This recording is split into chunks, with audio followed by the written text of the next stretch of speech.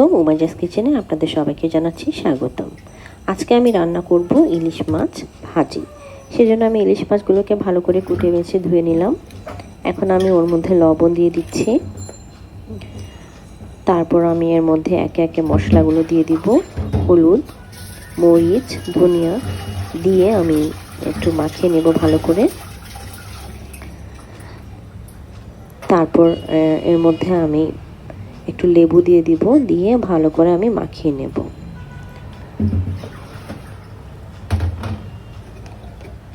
মশলাগুলো যেন ভিতরে যায় মাছের, সেভাবে মাখাতে হবে। মাখিয়ে একটু কিছুক্ষণ রেখে দিলে কিন্তু ভালো হয়। এবার আমি ফ্রাই প্যানে চুলায় একটা ফ্রাই প্যান বসাবো। তারপর ফ্রাই প্যানে আমি সরিষার তেল দিয়ে দিব। সরিষার তেলটা ইউজ করলে খুবই মজা হয়।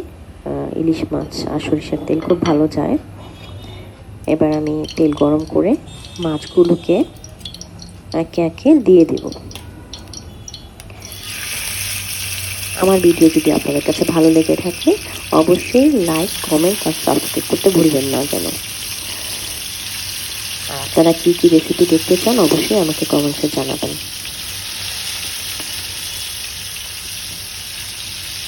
এবার আমি মাছগুলোকে আস্তে আস্তে ভাজবো খুবই আলতোভাবে।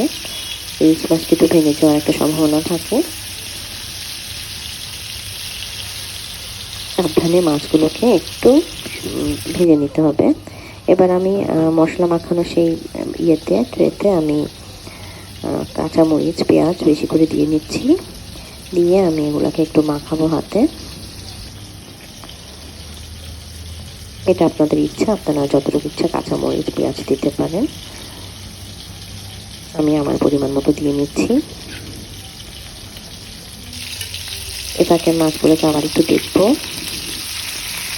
প্রায় ভাজা হয়ে গেছে কাছাকাছি।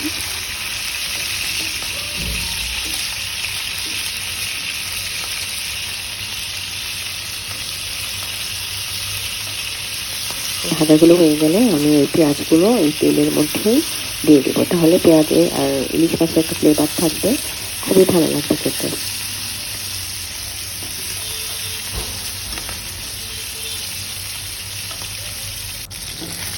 মাছগুলো ভাজা হয়ে গেছে অনেকটা। এবার আমি মাছগুলোকে তুলে রাখবো।